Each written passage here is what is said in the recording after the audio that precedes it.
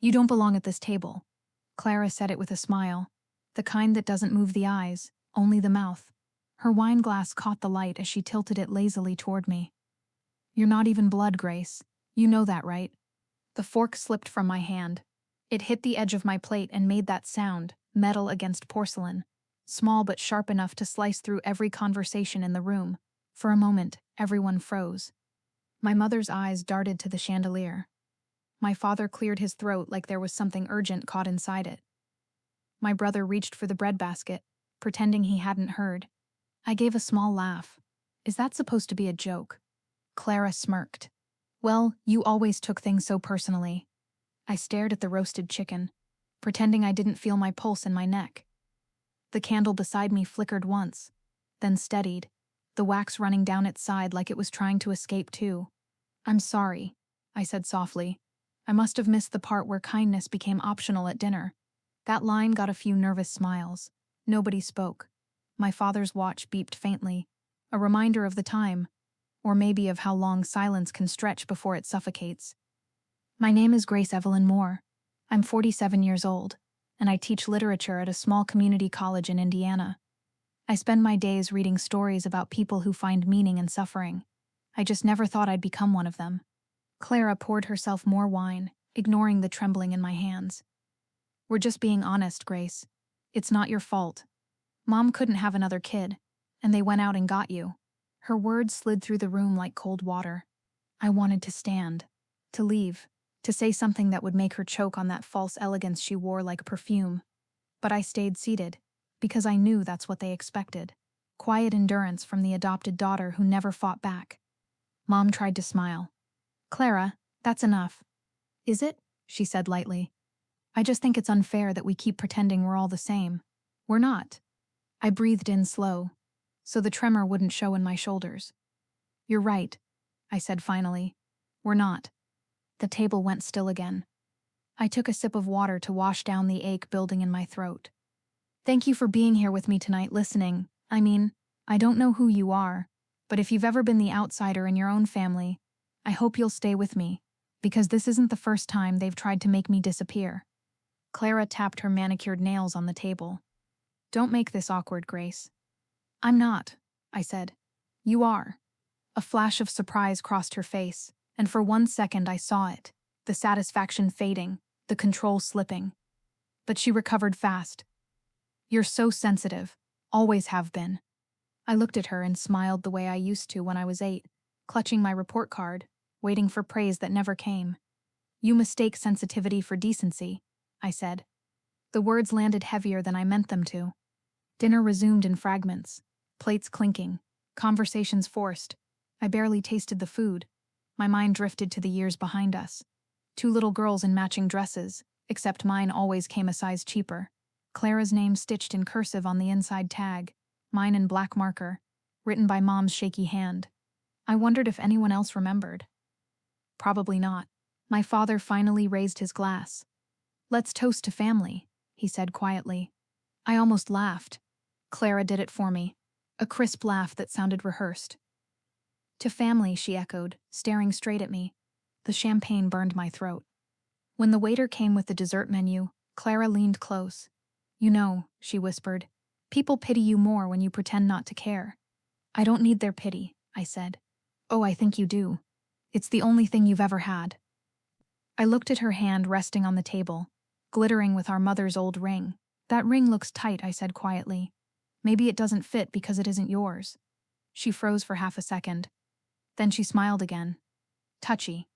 The rest of dinner blurred into noise, clinking glasses, murmured laughter, the scrape of chairs. I barely moved, afraid that if I did, I'd let something break loose. When the check came, the waiter placed it in front of my father. Clara reached for it first. Oh, let me, she said sweetly. She opened the black folder, scanned the total, and then slid it toward me. $3,147.50, she said, her voice steady. Your share. Since you're not family, it wouldn't be fair for Dad to cover you. The words didn't hit, they sank. Slow, heavy, deliberate. I looked around the table. No one met my eyes. My father reached for his coffee. My mother adjusted her napkin like she was wiping away her own guilt. Is this how we're doing it now? I asked softly. Clara shrugged. We're adults. Adults pay their way. I could hear my heartbeat in the silence that followed. I picked up the bill, folded it once, twice, and placed it back in front of her. You're right, I said. But adults also know when to stop pretending. She frowned. Meaning I'm done. I stood slowly, my chair scraping against the floor like the sound of a door closing. No one stopped me, not even Mom. Outside, the night air was cold enough to sting. I could still hear Clara laughing inside, her voice spilling out through the restaurant's glass door. I walked to my car, hands trembling, keys slipping twice before they fit. My reflection in the window looked strange, like someone who'd finally seen what had always been there. I sat for a moment before starting the engine. The sound of her voice echoed again, softer this time, as if it lived somewhere inside me now. You don't belong at this table. Maybe she was right, maybe I never did, but she had no idea what I would build instead. I sat in my car for a long time after that dinner, my hands still trembling on the steering wheel.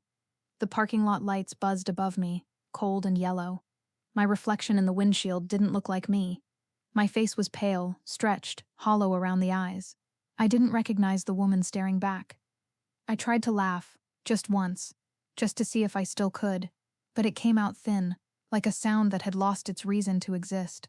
My fingers tightened around the leather wheel, until my knuckles turned white. I told myself not to cry. Not here, not because of them. Crying was pity, and pity was how they won.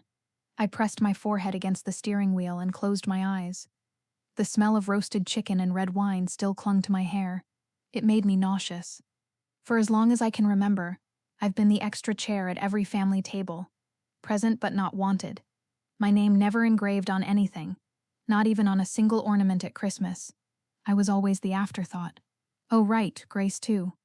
When I was 8, our class had a family day. Everyone brought photos. Clara showed a picture of her first birthday. I showed the same one, proudly. The teacher smiled, then asked, "Which one is your real mom?" I remember the silence. I said, "Both of them." But even at 8, I could feel the heat of wrongness in my chest. At 10, Clara got her first bike, a shiny red one with a white bow. Mine came 2 weeks later, used, the paint scratched off in places. Dad had said, "It rides just the same." He was right, but somehow that sentence stayed in my head all my life. I glanced down at my hands again, the faint tremor still there. I didn't want to cry, but something heavy pressed behind my ribs. It wasn't just sadness. It was the slow, dull ache of being invisible. I whispered into the dark. "You did it again, Grace. You sat there and smiled while they cut you open." The sound of my own voice startled me. I wasn't used to talking to myself out loud. I needed someone, anyone, to hear me. So if you're listening right now, thank you. I mean it. I don't know who else would care enough to stay through this part. If you've ever been treated like a guest in your own family, please stay with me. Tell me your story. Maybe we'll understand each other better than they ever tried to. I leaned back and let the seat creak beneath me. The parking lot was almost empty now. The restaurant lights had dimmed. My phone buzzed. A message from Clara. A photo of the dinner table. Everyone smiling, glasses raised. I wasn't in it. Underneath, she'd written, "Lovely evening. You left early, as always." I stared at the screen until it blurred. My thumb hovered over the reply button, but I didn't type a word. I deleted the photo instead. The rain started lightly, tapping the roof in tiny, uneven rhythms. I thought about all the times I'd stood just outside the frame of their lives. Every birthday where I took the pictures instead of being in them. Every Mother's Day where I'd buy the gifts but sign both our names so Clara's handwriting wouldn't have to. Every holiday where she'd introduce me to strangers as my sister.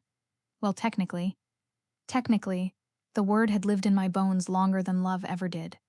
My reflection shifted again, the raindrops distorting my face in small ripples. Maybe this is how they saw me. Blurred, unclear, replaceable. I started the car but didn't drive. The wipers squeaked across the glass, clearing nothing that mattered. My eyes burned. Not from tears, I was done with those, but from exhaustion that sat too deep to sleep off. A memory came back from nowhere. I was 15, playing piano at the school recital. Mom sat in the front row, beaming. Clara was beside her, whispering something that made them both laugh quietly. When I finished, the applause was soft, polite. Mom stood halfway up, then hesitated. The teacher leaned toward her and said, "You must be proud." And she answered, "I am. Both my girls are talented." But she never looked at me when she said it. I told myself that night it didn't matter. I'd repeat that lie for 30 more years. I turned off the engine and sat there, listening to the rain. Somewhere inside, beneath the numbness, something small shifted. Not anger, not yet, just a faint spark of awareness. The kind that whispers, "Remember this." I reached for the glove box to grab a tissue. Instead, something slid out, a photograph, yellowed around the edges. I froze. It was one of the old ones from the attic. Mom was in it, holding 2 little girls, Clara and me. Her smile was bright, her arms around both of us. But someone had circled Clara's face in blue ink. Just Clara's. Next to the circle, in small, shaky handwriting, was one word. Mine. The car felt smaller suddenly, the air tighter. I held the photo close, my hands shaking harder than before. The ink had bled a little, like the word was crying for me. The rain grew heavier.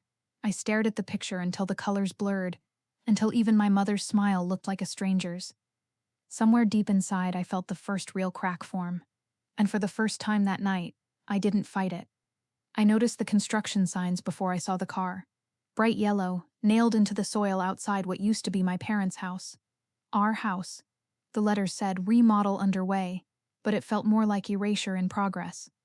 The place looked smaller somehow, emptier, as if it had finally learned to breathe without me. My chest tightened when I saw the white SUV in the driveway. Clara's. I knew that license plate. She'd bragged about the custom number, Winner 3. I pulled over across the street, keeping the engine running. The windows of the house were covered in plastic sheets, and through them I could see silhouettes moving. Workers, dust, noise, all the things that didn't belong to memory. I opened my door, stepped out, and stared for a long time. That porch had my father's handprints in the cement. The tree out front still leaned slightly to the right, the one Mom used to tie balloons to on my birthdays, the ones she stopped remembering after a while. A man in a hard hat came out carrying lumber. I asked quietly, "Excuse me, who owns this property?" He looked up, squinting. More residents, sold last month. We're doing a full remodel for the new owner, Clara Reynolds." My stomach dropped. "Reynolds?" He nodded. "Yeah, that's the name on the permit." I smiled thinly. "Thank you." The air felt heavy as I walked back to my car. I sat there gripping the steering wheel, listening to the sound of my heartbeat echoing in my ears. Clara sold it. She didn't tell me. I started the car and drove without thinking, taking the old route to her house, 15 minutes of silence interrupted only by the turn signal clicking like a clock, counting down to something irreversible. When I pulled into her driveway, her SUV was already parked outside. Of course it was. The same one I'd just seen at the old house. She opened the door before I even knocked. "Grace," she said with that performative surprise, like my presence was both inconvenient and amusing. "This is a first. You sold the house," I said. Her eyes flickered once, then steadied. "Oh, you found out. You didn't think I would?" "I assumed you wouldn't care. I grew up there." She leaned against the doorframe, perfectly calm. "You lived there. That's not the same thing." My voice stayed steady, but I felt it burning in my throat. "Mom and Dad wanted it split equally. We agreed." She cut me off. "No, you assumed that. They never put it in writing. And since you were adopted, well, technically it was family property. It reverted to me." "Family property," I repeated, "meaning not mine." Clara sighed, folding her arms. "Grace, don't make this emotional. You know how these things go." I laughed softly, a sound that hurt more than crying. "Do I? Because the way I remember it, we were supposed to handle their estate together." "Well, plans change." "Without a phone call? Would it have made you feel better?" Her tone was light, but her eyes were sharp. She didn't say it with cruelty. She said it with comfort. She'd rehearsed this. I took a slow breath. "I just want to understand why." She tilted her head. "Because I could. Because you always let me." For a second, neither of us moved. A single bird chirped somewhere behind me, cutting the silence. I thought about telling her what that house meant, How every corner still held my mother's perfume. How the living room wall had faint pencil marks tracking our heights side by side. Clara always an inch taller, always reminding me. But I didn't. Some things didn't deserve to be explained. I simply said, "You're right, I let you." That surprised her. "Excuse me? I let you make the rules," I said quietly.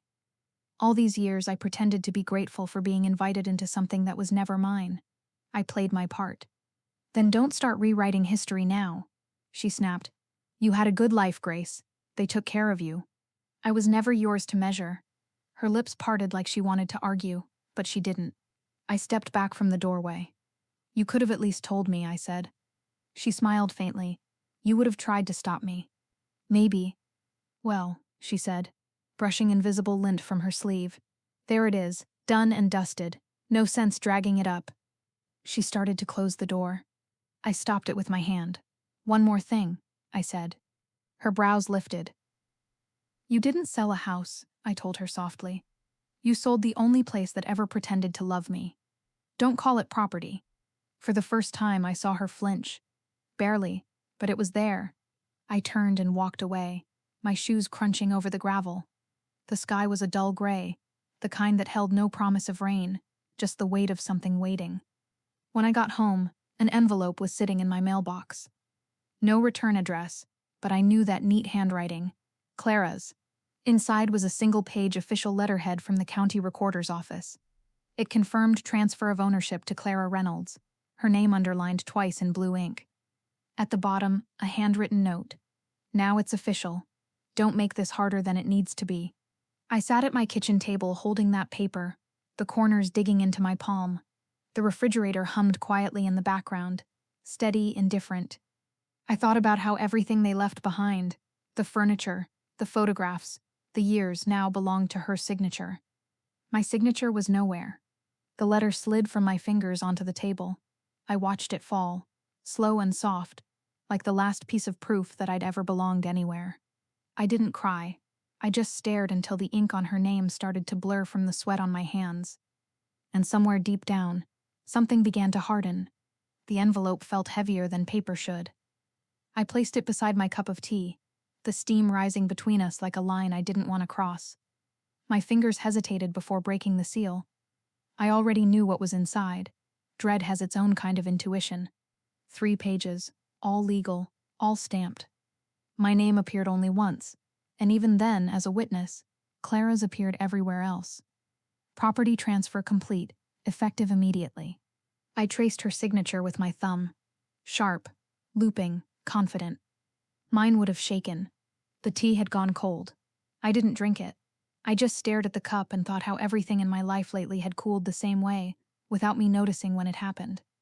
I grabbed my coat and the papers, walked out into the gray morning, and drove to Paul's office.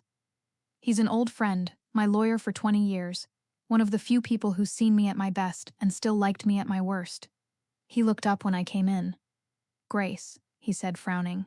"You look pale. What's going on?" "She sold the house," I said quietly. "Clara sold it. I got this." He skimmed the documents, his lips pressing into a thin line. "When did this go through?" "Last month, apparently. I found out yesterday." He leaned back in his chair. "Did you sign anything?" "No." He sighed. "Then she found a loophole." I stared at him. "A loophole?" He nodded slowly. "After your mother passed, the adoption wasn't refiled under her estate. That means, technically, you're not on any of the property documents. It's an old clerical error, but," I felt the words more than I heard them. "But," he removed his glasses, "but it means Clara inherited everything under next of kin law. Blood relatives first. Even if Mom said it was supposed to be ours? Without a will, words don't matter." The papers rustled in my lap. "So that's it?" "I can try to contest it, but honestly," he trailed off. I laughed softly, the kind of laugh that doesn't reach the throat. "You don't have to sugarcoat it. I've lost worse things." He leaned forward. "Grace, I know this hurts, but don't let her drag you into a legal fight you can't win." She already did. I left before he could say more.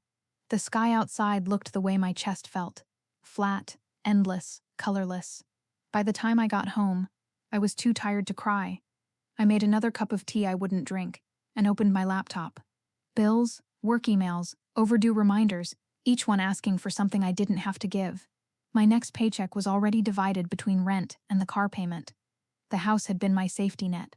Now it was Clara's investment. The screen blurred for a second. I blinked hard. My reflection in the glass looked older than yesterday. A message popped up from my department chair. Reminder, student evaluations due tomorrow. Don't forget the meeting on Friday. I typed back. Got it. Deleted it. Typed it again. Sent it anyway. The kettle clicked off. I didn't get up. The apartment was quiet except for the hum of the refrigerator and the faint ticking of the wall clock. I wanted to call someone, but there was no one left who wouldn't make it worse. I scrolled through social media instead. That's when I saw her post. A photo of her in front of the old house, sunglasses on, holding a set of keys. The caption read, "New beginnings. Family always finds its way home." The comments flooded with congratulations. "So proud of you. You deserve it. Keeping the family legacy alive." My hand went cold around the mouse. One comment stood out, the one she'd pinned. "Blood wins every time." The words sat there, glowing on the screen. Clean, deliberate, cruel. I stared until my vision blurred again. Not from tears, but from the quiet realization that she wasn't hiding what she'd done. She was celebrating it. I closed the laptop.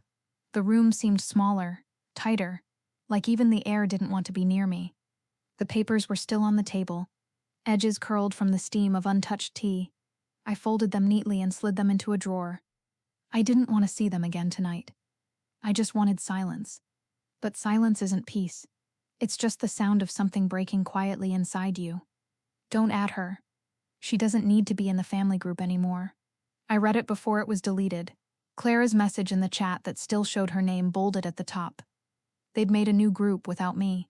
The old one went quiet a week ago. I thought everyone was just busy. Turns out, I was the only one left behind in the silence. The screen stayed lit on my lap, that last message echoing louder than anything said out loud. My hands felt cold, even though it was a warm afternoon. I opened Clara's contact and called her. Once, twice, the line went straight to voicemail. The third time, it didn't even ring. Blocked. I put the phone down on the table. The hum of the refrigerator filled the space where her voice used to live. A notification pinged from social media. Clara had posted photos, her living room packed with family, smiling under string lights. My uncle, my aunt, my cousins, even our old neighbor. The caption read, "My real family together again." My throat tightened. I scrolled slowly, picture after picture. Clara standing at the center, her hand on Mom's framed photo. My father's watch glittering on her wrist. People commented, "Keeping traditions alive, and so proud of you, Clara." Not one tag, not one word about me. I clicked her profile. Most of her recent photos looked like home, except it wasn't anymore. The same porch swing, repainted white, the same kitchen tiles, polished. Everything gleamed like new money, but I could still see the ghosts of our childhood beneath the surface. It's strange how betrayal doesn't sound like breaking glass. It sounds like laughter from another room. I closed the app and sat in silence. The sunlight moved slowly across the wall, slicing the room in half. When people forget you, they do it politely. They don't erase you, they just stop seeing you. I poured coffee into a chipped mug and sat by the window. Across the street, a woman was helping her mother carry groceries inside. The mother laughed when the daughter dropped a bag. Their ease together felt like something I'd only read about in other people's stories. For years, I tried to earn that ease with my family. I bought gifts, remembered birthdays, showed up early, left late, smiled even when my name was used as the punchline. "Grace, don't take it so seriously." "Grace? It's just a joke." "Grace, you're too sensitive." The chorus of small cuts that never healed right. I used to think if I was good enough, kind enough, they'd see me, but people don't notice the ones they've decided not to love. My phone buzzed again. A message from my cousin Lisa. "Sorry about the invite thing. Clara said you were traveling." Traveling. That was her excuse now. I typed back, "It's fine." Deleted it. Typed again. "Don't worry." Deleted that too. Finally, I just turned off the phone. The apartment felt heavier tonight. I could hear the upstairs neighbor vacuuming, the slow drag of furniture against the floor. It made the air hum. I walked to my bookshelf, tracing the spines of old novels I'd used in class. One caught my eye. To Kill a Mockingbird. Mom used to underline her favorite quote. Atticus. He was real nice. Most people are, Scout, when you finally see them. But I had seen them. That was the problem. I remembered the last Thanksgiving, before everything changed. Clara had asked me to set the table while she talked to our cousins in the living room. When I came back, every seat was taken but mine. They'd moved my plate to the counter by the sink. She'd smiled and said, "You don't mind, right? You're closest to the kitchen anyway." And I'd said, "Of course, I don't mind." That night I washed the dishes alone, while they watched a movie. I told myself I didn't need to be part of it to belong to it. That lie had lasted longer than it should have. Now it was unraveling, thread by quiet thread. I didn't cry. I was past that. There's a point where pain becomes too familiar to draw tears. It just settles inside you, like sediment. Thank you for staying with me. I don't say that lightly. Most people leave when stories get quiet, when the hurt stops looking dramatic. But that's when the truth lives, inside the pauses, inside what's left unsaid. I didn't need their table anymore. I just didn't know yet that I was building my own. A few nights later, I came home to find an envelope in the mailbox. Heavy paper, gold trim, perfect cursive. My stomach tightened before I even opened it. It was a wedding invitation. Inside, on crisp ivory cardstock, were the words, "The Reynolds family cordially invites you to celebrate the marriage of Emma Reynolds and Daniel Pierce." I read it twice before noticing the smaller text beneath my name. To Grace Moore, guest. Not aunt. Not family. Just guest. The envelope slipped from my hand and landed softly on the floor. I stared at it for a long time before whispering to no one. Even now she makes sure I know my place. But this time, something inside me didn't break. It shifted, and that felt new. "Could you move one chair back, please? That table's reserved for family." The wedding planner smiled like it was a small favor, not a cut.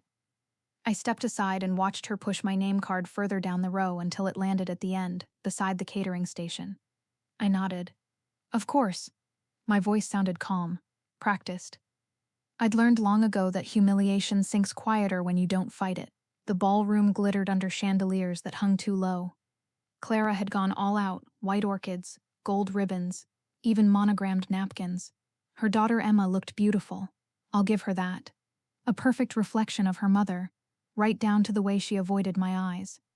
I found my seat near the back, the smell of champagne and roast beef mixed with perfume I couldn't name. The waitstaff whispered behind me, polite but distant.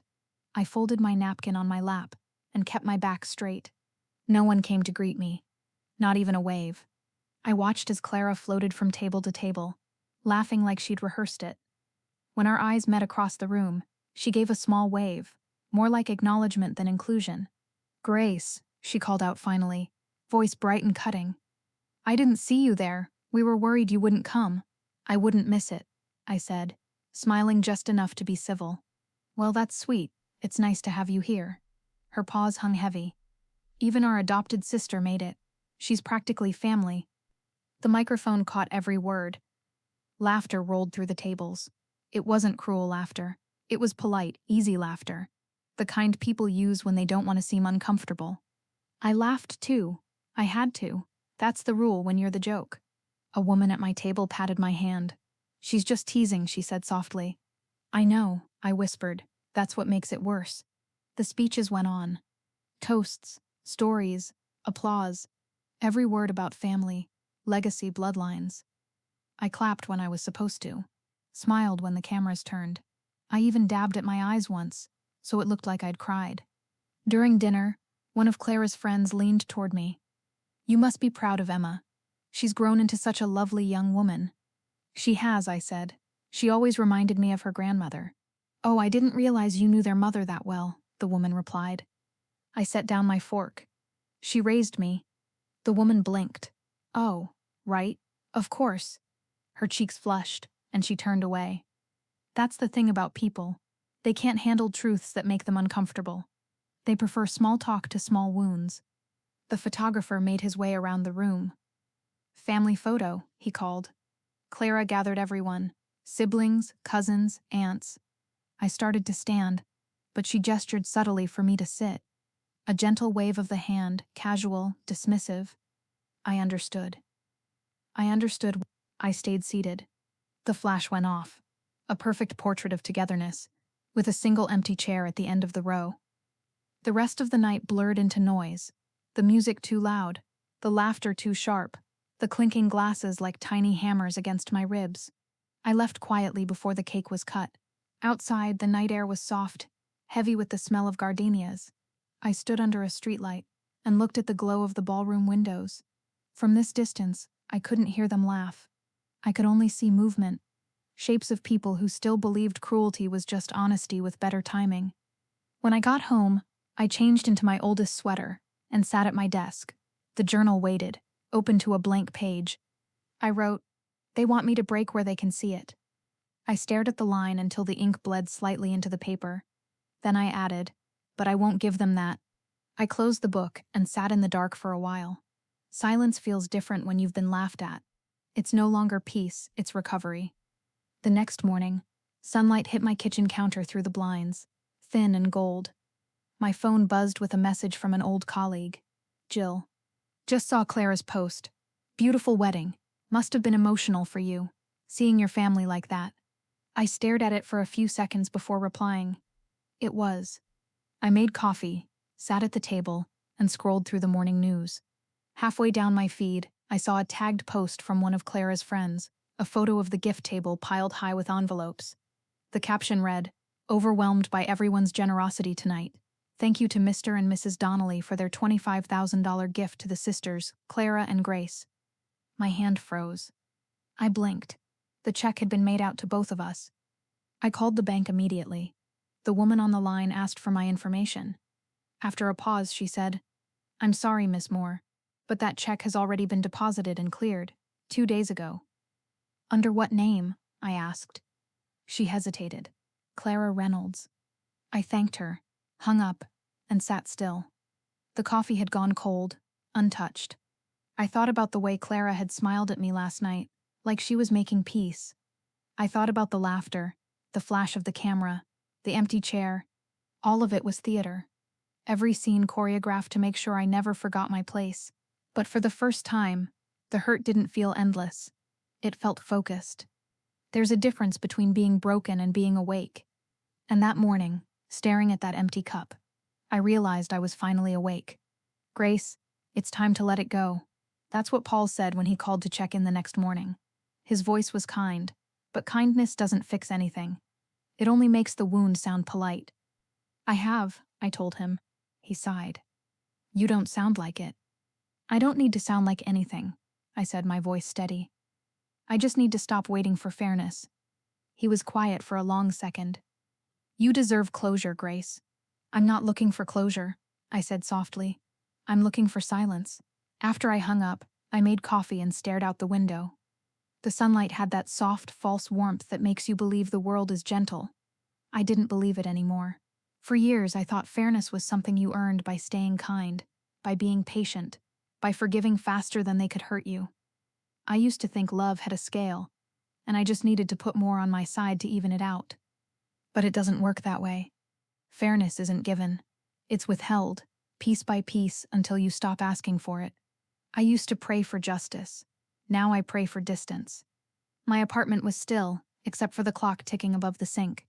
The sound used to make me anxious, like time was running out for something I couldn't name. Now it was just a reminder that life keeps going, whether anyone claps for you or not. I put on my coat and drove without thinking, taking the long road through town. The one that passes the church, the bakery Mom used to love, the park where Clara and I had our first fight over a doll. She'd ripped its dress and told me, "You can't fix cheap things." I was 7. I've been trying to prove her wrong ever since. The cemetery gates were open. The gravel crunched under my tires, the sound sharp in the quiet morning. I parked by the oak tree that used to shade Mom's favorite bench. The grass was damp. My shoes left prints. Her headstone looked smaller than I remembered. The flowers someone else had left were wilted, their stems bent, their color gone. I knelt beside them and brushed the dirt from her name. Hi, Mom, I whispered. My voice cracked, but only a little. It surprised me how much I remembered her face, every soft line, every quiet look of apology she never had to say out loud. I know it's been a while, I said. I didn't stay away because I was angry.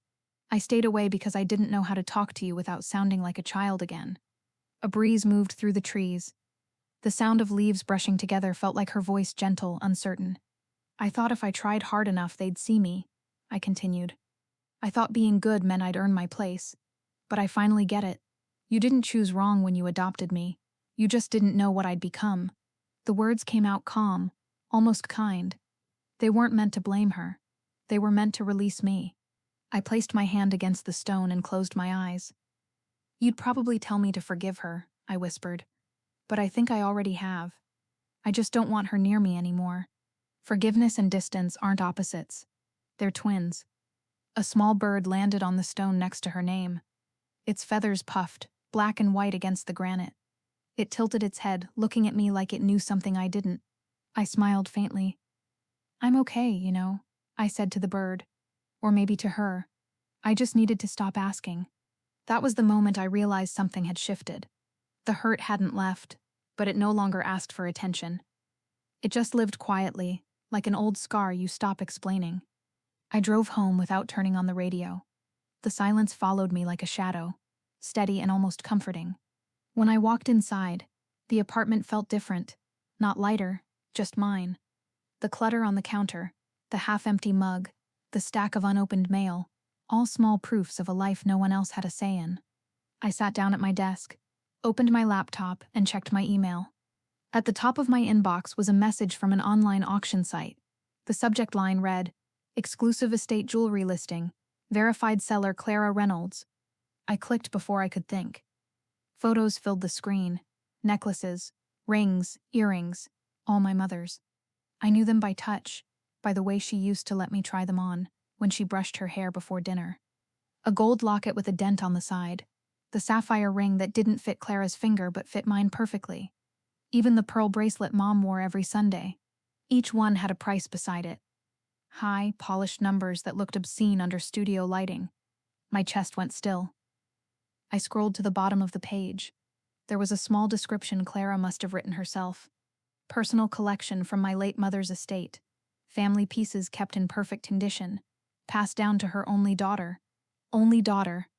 I read those words until the screen blurred. I didn't cry. I didn't even move. Some things don't break you because they already did long ago. I closed the laptop gently and stared out the window. The city lights flickered against the glass, soft and distant. I whispered into the quiet. I'm done asking. And for the first time it sounded like peace. Already sold, the message read. Item shipped this morning. I stared at the notification glowing on my screen. My throat went tight. I'd seen the photo in the listing. Mom's necklace, the gold one with the tiny locket shaped like a teardrop. The one she wore every Sunday. The one she promised would be mine one day. I searched again, just to make sure it wasn't a mistake. But there it was, sold by Clara Reynolds to an anonymous buyer. Me, I'd bought it myself. My hands shook as I refreshed the order page. The shipping address matched mine. I'd paid more than I could afford, but I didn't care. Some things aren't bought with money, they're bought with memory. They're bought with memory. 3 days later, a small box arrived on my porch. No note, just a plain white box wrapped in brown tape. I stood there a long time before picking it up. It felt lighter than I remembered, but maybe I'd just grown heavier since she wore it last. Inside, the necklace lay coiled like a quiet accusation. The gold was still bright, though the chain had a new clasp. Clara must have replaced it. I touched the pendant and felt the tiny hinge beneath my thumb, the one no one else ever noticed. I pressed it open gently. The locket clicked, soft and precise. Inside, folded so small it looked like dust, was the piece of paper I'd hidden there years ago. I unfolded it slowly. The edges were fragile, yellowed from time. I'd written it for Mom when I was 16, the year Clara left for college. It said, "Thank you for choosing me when you didn't have to." But there was something else, something written beneath it in her handwriting. I recognized the slant of every letter. "If love made families, you'd be my firstborn always." My chest caved in, but not from pain, from something cleaner. For the first time in months, I didn't feel like a guest in my own memories. I sat on the edge of the couch, the necklace dangling from my hand. The sunlight caught the gold and flashed across the wall. I could almost hear her voice again, low and warm, telling me that kindness was strength, not surrender. I whispered to the empty room, "You knew, didn't you?" The silence felt like an answer. All this time I'd been fighting to prove something she already saw. I'd begged the wrong people for belonging, when the only person whose love ever mattered had given it freely. I rested the locket against my palm and laughed under my breath, quiet, shaky, the kind of laugh that comes from exhaustion and clarity colliding at once. I remembered Clara's voice on the phone years ago after Mom's funeral. "You can keep the old clothes if you want. I'll take the jewelry. It suits me better." I'd let her. I'd said, "That's fine," because I thought peace came from giving away the things that hurt. But peace doesn't come from surrender. It comes from seeing clearly. I walked to my desk and set the necklace beside my laptop. My fingers hovered over the keyboard. "If you've ever found strength in something small," I said softly to myself, to whoever might be listening, to no one in particular, "don't leave yet. The story's just beginning. Stay with me." The screen's glow lit the room in faint blue. I opened my email, searching for the original sale confirmation, the seller's account, the transaction ID, the address where it had been shipped from. It was all there, laid out in black and white. Clara hadn't just sold Mom's things. She'd listed them under family estate liquidation, the kind reserved for auctions after a death. She'd declared the items her legal property. But the necklace proved otherwise. Mom had written directly to me, a message tucked inside a secret only the two of us knew. I could feel the air shift in the room, that strange stillness that comes right before clarity settles in. For years I'd told myself I didn't care about justice, that letting go was noble. But maybe justice wasn't about revenge, it was about truth. Truth didn't need permission, it only needed a witness. I pulled the drawer open and took out the folder where I'd kept everything, documents, letters, even the legal notice from months ago. I placed the necklace inside, resting it on top of the stack like a signature that finally belonged to me. Then I created a new folder on my desktop. My fingers hesitated over the name field before typing each letter slowly, deliberately. Inheritance. Truth. The words looked sharp against the screen, almost glowing. I stared at them until the reflection of my face appeared faintly over the text. For the first time, I didn't look like the woman Clara had made me feel like, forgotten, lesser, unwanted. I looked like someone standing at the beginning of something. I picked up the necklace one more time and fastened it around my neck. The clasp clicked softly, perfectly, like it had been waiting for that sound. "Thank you," I whispered. The locket rested against my heart, light as air. And just like that, the silence didn't feel empty anymore. It felt earned. I wouldn't bother reopening old files if I were you. Some things are better left buried. That's what Clara had told me years ago, right after Mom's funeral. Her tone had been soft, almost kind, but the warning underneath it had teeth. I never forgot the way she said it, like she already knew there was something in those files worth hiding. Tonight I found myself staring at the same old filing cabinet that had sat untouched in my hallway closet for years. A dented metal drawer, stuffed with papers that smelled like dust and time. I pulled it open. The metal screeched in protest. Inside were boxes of old documents. Insurance forms, receipts, tax papers, brittle envelopes sealed with Mom's handwriting. My fingers trembled as I sifted through them, one by one, careful not to tear anything. The deeper I went, the heavier it felt. Not just from the paper, but from the weight of everything that had been hidden here. Halfway through, I found a thin blue folder labeled Property Transfer More Residence. My heart slowed. I opened it. The deed was inside, dated 3 months before Mom passed. Her signature sat neatly at the bottom, elegant and familiar. But something about it was wrong, too smooth, too deliberate. I traced the ink with my fingertip. The curl in her E was missing. She never forgot that curl. I held the page up to the lamp. The ink shimmered faintly, uneven. Different pen, different pressure, different hand. My stomach turned. I pulled out another document from years earlier, a letter Mom had signed for my college fund. The handwriting was natural, flowing. When I compared the two side by side, the difference was undeniable. Clara had forged it. The house had been transferred to her name weeks before the will was even read. The signatures, the witnesses, all lined up perfectly on paper, but not in truth. I sat back in my chair, staring at the pages spread across the table. "She really did it," I whispered. "She actually did it." It wasn't anger that hit me first.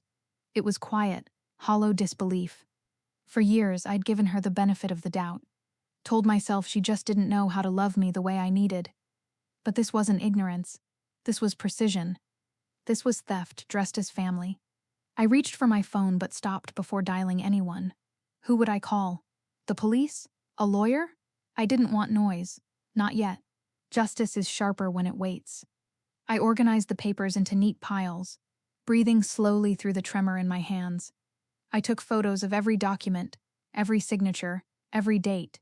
Each click of the camera sounded like a quiet vow. Then I opened my laptop and began scanning. The machine hummed softly in the silence, light flickering across the desk like a pulse. Each file I saved felt like taking back something she'd stolen, a small piece of the truth, restored one scan at a time. When the last page slid through the scanner, I sat still for a long moment. The hum of the machine stopped, and the room filled with a deep, satisfying quiet. That's when I noticed another folder wedged in the back of the drawer. Brown, worn, marked only with a single word: trust. I froze. I opened it carefully. Inside were bank statements, notarized documents, and a letter addressed to me. My name in Mom's handwriting. The letter was brief. "This account is for your future. If something happens to me, Clara will know where to find it." I checked the accompanying papers. The account had been created when I was 21. The statement stopped 5 years ago, the same year Clara sold the house. There it was, in bold black print. Beneficiary, Grace Evelyn Moore. My heart pounded so hard it hurt. Clara had known. She'd known all along. She'd taken the house, the inheritance, even the jewelry, but she hadn't touched this. Maybe she forgot it existed. Maybe she thought I never would, but I'd found it. I turned the papers toward the lamp, watching the embossed seal glimmer faintly at the bottom of the page. It was real, untouched, untainted. For the first time in a long time, I smiled, not out of joy but understanding. She'd built her empire on a lie, and I was holding the truth in my hands. I leaned back in my chair, the glow of the laptop reflecting off the necklace still hanging around my neck. It was all there now, the forgery, the fraud, the hidden account. Enough to destroy her reputation, her carefully constructed story of the devoted daughter. But I didn't move. I didn't type a single word. Not yet. Because revenge wasn't a storm. It was a season. And this time, I was going to wait for the perfect weather. I closed the folder and whispered to myself, "You buried it well, Clara, but I dig deeper than you ever thought I would." Then I opened a new subfolder beneath Inheritance Truth. I named it Proof. The hum of the computer filled the silence again. And somewhere in that stillness, I knew the reckoning had already begun. "She listed you too?" the banker asked, glancing up from the screen. I met her eyes and nodded. "She did. Secondary beneficiary." The woman hesitated. "Then you know how this works. If the primary's alive, the secondary—" "I'm aware," I said quietly. "Just pull up the beneficiary clause, please." She turned the monitor slightly away from me, as if it might protect her from the discomfort of what she was about to say. Her fingers tapped across the keyboard, soft clicks echoing in the sterile hum of the office. When the file loaded, her expression changed. Confusion flickered across her face, then surprise.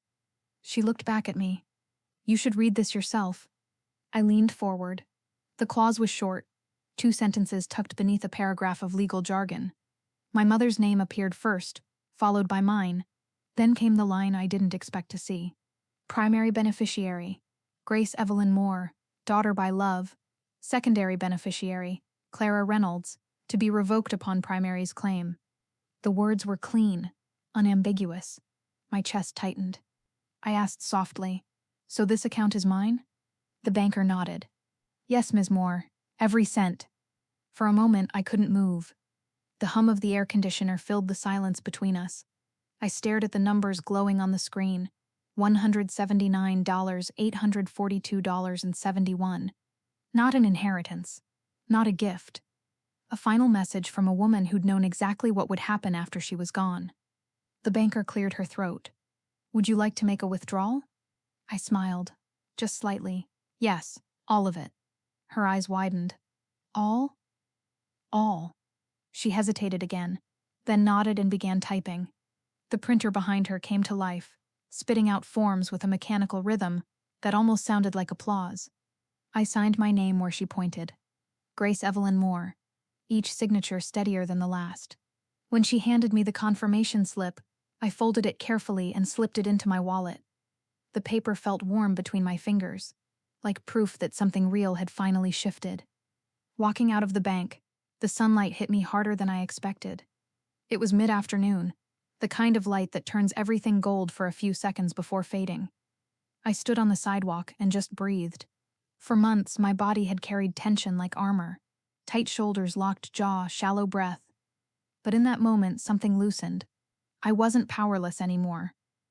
I wasn't begging anyone to see me. I didn't need their table. I walked to my car, the locket around my neck, tapping softly against my chest with each step. The sound was small but grounding, like a heartbeat that finally belonged to me. Inside the car, I sat for a long time before turning the key. The envelope with the scanned documents sat on the passenger seat beside my laptop. The folder labeled Inheritance Truth waited quietly in my email drafts, untouched but ready. Revenge wasn't the word for what I felt.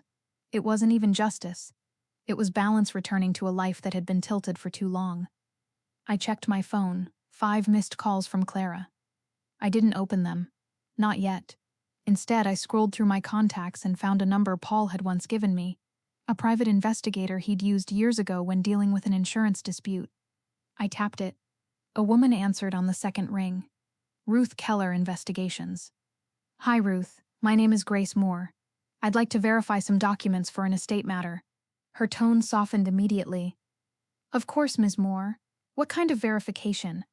Signatures, property transfers, anything that looks off. Do you suspect forgery? I glanced at the folder beside me, the copies of my mother's signature, the legal transfers, the cold precision of Clara's handwriting. Yes, I said calmly, but I don't want to accuse anyone yet. I just want the truth. That's the best place to start, she replied. Can you come by tomorrow morning? Yes, I'll bring everything. Good. I'll make time for you. I thanked her and ended the call. My reflection in the rearview mirror looked strange, familiar but lighter. I hadn't seen myself smile in months, but it was there, faint and steady. It wasn't triumph. It was relief. I thought about Mom again, how she used to rest her hand on my shoulder and say, Grace, never rush what's meant to unfold slowly. I understood her now. The truth didn't need to shout. It just needed time. I opened my notebook and wrote a single line. Justice doesn't always knock. It waits for the door to open itself. I looked at the folded bank statement one last time before tucking it back into my purse. That money wasn't about comfort. It was about freedom. The kind of quiet power Clara would never understand. My phone buzzed again. Another message from her. Call me now. It's important. I turned the screen face down. For the first time, I didn't need to answer. The sky outside had shifted to a softer blue, streaked with gold. I rested my hands on the steering wheel and whispered, Thank you, Mom. You didn't just leave me something. You left me a way out. Then I started the car. The engine hummed, smooth and steady, like a promise kept. Tomorrow, I'd hand Ruth the documents. Tomorrow, the truth would begin to move. But tonight, I just wanted silence. The kind that doesn't ache anymore. The kind that feels earned. You sent something, didn't you? Clara's voice cut through the quiet like a blade, calm, controlled, dangerous. I didn't answer right away. I let her words hang in the air between us, heavy and trembling. How long did it take you to figure that out? I asked finally. Don't play games with me, she snapped. I know it was you. Her confidence cracked on the last word. I could hear it, that small fracture she'd never let anyone else hear. I didn't send anything to you, I said evenly. I just sent the truth where it belonged. There was silence on the line. Hours earlier, I'd sat at my kitchen table surrounded by folders, printouts, and copies. Each document laid out like pieces of a quiet puzzle. The forgery, the sale, the trust, the emails, all lined up, clean, factual, undeniable. No headlines, no warnings, no dramatic letters, just truth. One by one, I attached the files to blank emails. No names, no accusations, no explanations. I sent them to the county property office, the financial crimes division, Clara's company HR, her neighbors, her friends, every person who'd ever praised her for being the responsible one. I didn't need to write a story about her. She had written her own. I just handed them her reflection. When the last email left my outbox, I sat there for a long time, watching the small progress bar fade into nothing. The silence that followed didn't feel empty. It felt sacred. I didn't expose her to ruin her. I just handed her the mirror. Clara finally spoke again. Do you realize what you've done? You've destroyed everything. Our family's name. My job. My life. No, I said quietly. You did that. I just stopped covering for you. She laughed, a sharp, nervous sound that didn't reach her breath. You think this makes you better? You think you're some kind of saint now? I leaned against the counter, staring out the window. The night outside was still, soft, clean. My reflection in the glass looked older, calmer. No, I said softly. It just makes me done. She didn't respond. I heard the faint sound of her exhale, the kind that comes when someone realizes the game is over. Do you have any idea what they'll say about me now? She whispered. Probably the same things they used to say about me, I said. Except now, they'll mean them. Her silence felt heavier than anger. I almost pitied her. Almost. Clara, I said quietly. Mom once told me that truth doesn't need to scream. It just needs to stand still long enough to be seen. Don't quote her to me, she hissed. You were never— Don't, I interrupted, my voice low but steady. Don't finish that sentence. I could hear her trying to breathe evenly, to keep control. I'd spent my entire life mistaking that control for strength. But now it just sounded like fear in a prettier dress. I didn't do this to you, I said. I did this for her, for what she meant to me, for what you buried to make yourself look clean. Clara said nothing. I waited. The silence on her end stretched so long that I thought she'd hung up. Then, quietly, she said, You always were good at pretending to be innocent. I smiled faintly. And you were always bad at pretending not to be guilty. The call ended with a sharp click. I stood in the kitchen for a while, letting the hum of the refrigerator fill the quiet. The smell of rain drifted in through the open window. The air felt lighter, almost forgiving. I opened my laptop again and scrolled through the sent folder. Dozens of emails, each time-stamped, each gone. There was nothing left to edit or delete, nothing left to control. For years, I'd carried the shame of someone else's deceit, convincing myself that silence was grace, that forgiveness meant forgetting. But silence isn't peace. It's just a room where lies echo louder. I poured a glass of water and sat by the window. Outside, the streetlight flickered, catching the reflection of the locket around my neck. I touched it absent-mindedly, feeling the small weight of it against my skin. Mom's note was still folded inside, words worn but unbroken. If love made families, you'd be my firstborn always. That was all I needed to remember. I didn't send those documents for revenge. I sent them for clarity, to show the world who she was, and to remind myself who I'd become. I closed my eyes and listened to the sound of the rain starting to fall, slow and deliberate. Every drop felt like punctuation. Every breath like peace rewriting itself. Some truths don't explode. They just unfold quietly, the way light enters a dark room.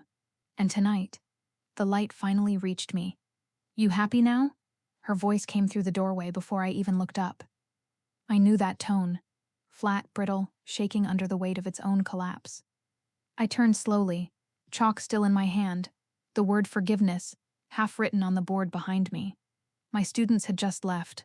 The classroom smelled faintly of rain and pencil shavings. Class is over, Clara, I said.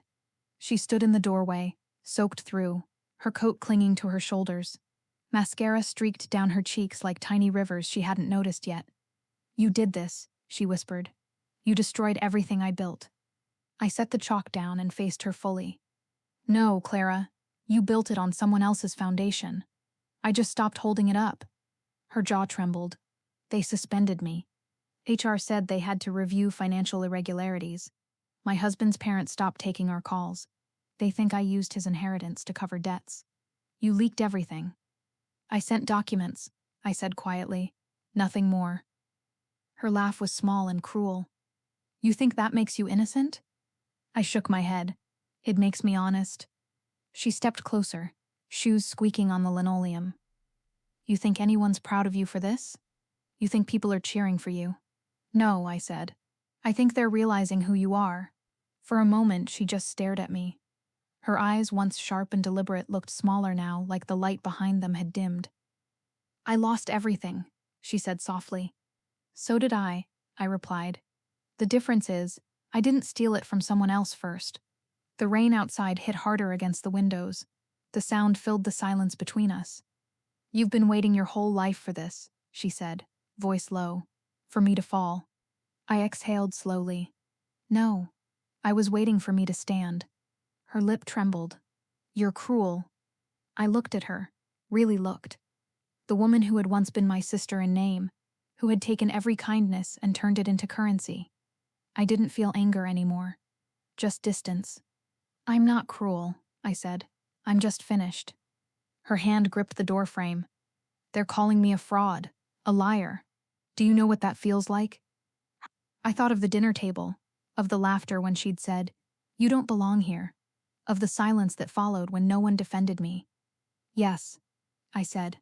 I do. Her breath caught. She blinked hard, eyes flicking to the floor. I thought you were weak. I was, I said, until you showed me what strength really costs. She opened her mouth to speak, but nothing came out. I waited. Sometimes silence is the only way to tell the truth. The clock above the board ticked once, twice. Finally, she whispered, I hate you. I know, I said, but you'll live. Her face twisted. Hurt, fury, shame, all folding into something I couldn't name. Then she turned and walked out, her wet footsteps trailing down the hall. I stood there, listening until the sound faded. When I looked at the board again, the half-written words stared back at me. Forgiveness. I picked up the chalk and finished it. The white dust felt soft against my fingers. I didn't know if I forgave her. Maybe forgiveness wasn't the right word. Maybe it was just release. That evening, I drove home in silence. My phone buzzed with messages, voicemails from relatives I hadn't heard from in years. Grace, we didn't know, we're so sorry. I didn't listen to them all. Some apologies arrived too late to mean anything. At home, the air smelled faintly of lavender and rain. The kettle clicked softly as it heated. I poured tea, sat by the window, and opened my notebook. I wrote letters I'd never send. To Mom. To Clara. To myself. You were right. Truth doesn't need to scream. It just needs to stand long enough to be seen. Outside, the rain slowed to a steady drizzle, the kind that makes the world quiet again.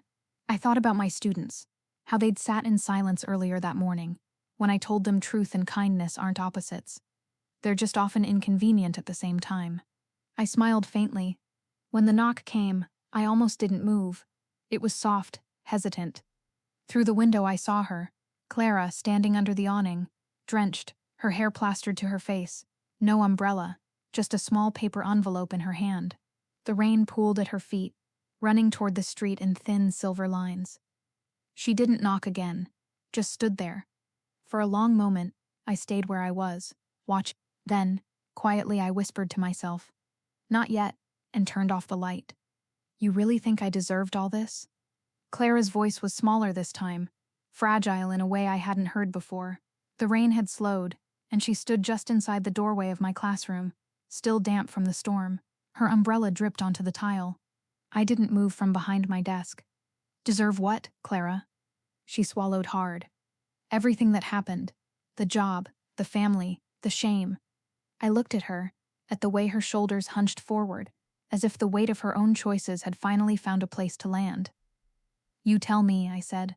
She exhaled shakily. You always had that tone, the quiet one, like you were the only adult in the room. I learned it from surviving you, I said softly. Clara looked down, her lips pressed together. Do you ever stop sounding so calm? Doesn't it exhaust you? Yes, I said. But it's better than the noise you live with. For the first time, she didn't fire back. She just stood there, wet hair sticking to her face, breathing like someone who didn't know what to do with stillness. I used to envy you, she said. Not because of the house or mom's attention, or the sympathy people threw at you. I envied how people looked at you, how they softened. Her voice cracked. You were loved for being kind. I was just expected. The words hung between us, bare and trembling. I didn't rush to fill the silence. When I finally spoke, my voice was quiet. That's why you'll never understand peace, Clara. You think it's something people give you. It isn't. It's something you stop fighting. She blinked at me, eyes glossy but dry. You really think I fought you? No, I said. I think you fought yourself. I just happened to be standing close enough to get hit. Clara's hand tightened around the strap of her purse. You sound so sure of yourself now. I almost don't recognize you. That's because you never looked long enough to see me before. She gave a small, bitter smile. You're cruel when you want to be. I'm honest, I said. There's a difference. Her gaze drifted toward the classroom windows. Outside, the last of the storm clouds were breaking apart. The light came in pale and quiet, painting her face in gray and gold. You could have destroyed me completely, she said, but you didn't. I didn't need to, I replied. You were already standing in what you built. She nodded slowly, almost like she understood, almost like she didn't. You're not happy, though, she murmured. I can see it. Happiness isn't the goal, I said. Peace is. The clock ticked behind me. She stayed still for a moment longer, then let out a breath that sounded too much like surrender. I don't know what to say. Then don't, I said. Just go live differently. Her eyes flickered toward me one last time. You really don't hate me? I met her gaze. No, hate is loud. I'm done being loud. She gave a slow nod, wiped the corner of her eye, and turned toward the door. Her shoes squeaked softly across the floor. When she reached the doorway, she paused. You know, for a long time I thought you were weak. I was, I said, until I realized silence isn't weakness, it's choice. Clara's throat tightened as she tried to say something else, but she couldn't find the words. She just nodded once, almost like a bow, and stepped out into the hallway. The sound of her footsteps faded, swallowed by the hum of fluorescent lights. I stayed still, staring at the doorway she'd just passed through. The air smelled faintly of chalk and rain. For a long moment, I listened to nothing. Then I reached over, closed the classroom door, and locked it. The click echoed louder than I expected. I leaned against the wall and let out a breath I'd been holding for years. It didn't sound like victory. It sounded like relief. Not forgiveness, not triumph, just release. I turned off the lights, leaving only the dim glow from the window. The world outside looked softer now, washed clean, not perfect, but quieter. And for the first time, so was I. I didn't think you'd come back here again, the groundskeeper said quietly as I stepped out of my car. His voice was gentle, respectful, the kind people use when they sense something sacred is about to happen. I didn't either, I said. My breath formed a faint cloud in the morning chill. The cemetery was quiet except for the soft hum of wind weaving through the trees. I clutched the necklace at my throat, the same one that once sat in a pawn listing with my mother's name stripped from it. The path to her grave was uneven, scattered with wet leaves. Each step felt heavier than the last. When I reached her headstone, I paused. The inscription had started to fade, but her name still caught the light. Hi, Mom, I whispered. It's been a while. The words came out steadier than I expected. For so long I'd avoided this place, afraid that standing here would make everything too real, that I'd see all the years between us, all the things that went unsaid. I knelt down and brushed away the leaves. My fingers trembled as I reached into my coat pocket and pulled out the small folded note, the one I'd found hidden inside the necklace. The paper had softened from being handled too much. I smoothed it gently, reading the same words again, though I knew them by heart. If love made families, you'd be my firstborn always? I closed my eyes. That single sentence had carried me through everything that came after the betrayal, the laughter at my expense, the quiet rooms where no one called my name. That note had been proof that someone once saw me, Even when the world didn't, I placed it carefully on the headstone, weighing it down with a small pebble. I think you'd like knowing it found its way back here, I murmured. The air smelled faintly of earth and rain. Somewhere nearby, a crow called out once, then went silent again. I used to think justice would make this feel better, I said softly. That if the truth came out, I'd finally breathe easier. But justice is loud. It needs witnesses, peace doesn't. I looked down at my hands, older now, lined but steady. You were right about love, I said. It isn't about being chosen. It's about choosing anyway. I touched the necklace, feeling the weight of it against my collarbone. It wasn't heavy anymore. It just rested there, quiet, certain, earned. I don't need another table, I whispered. I built my own. For a moment, I let the silence settle around me. The kind of silence that isn't hollow, just full of everything words can't carry. Then I stood, brushing the dirt from my knees. The wind picked up, scattering the edge of the note, but leaving it in place, like it understood where it belonged. As I turned back toward the car, I stopped for one last look. Not at the grave, but at the horizon beyond it. Soft, pale, endless. If this story found you for a reason, tell me in the comments where you're watching from. Maybe you and I both learned something. That peace is the loudest revenge. I walked slowly to the car, hands tucked into my coat pockets. The gravel crunched under my shoes, steady and rhythmic. When I opened the car door, I didn't glance back. I didn't need to.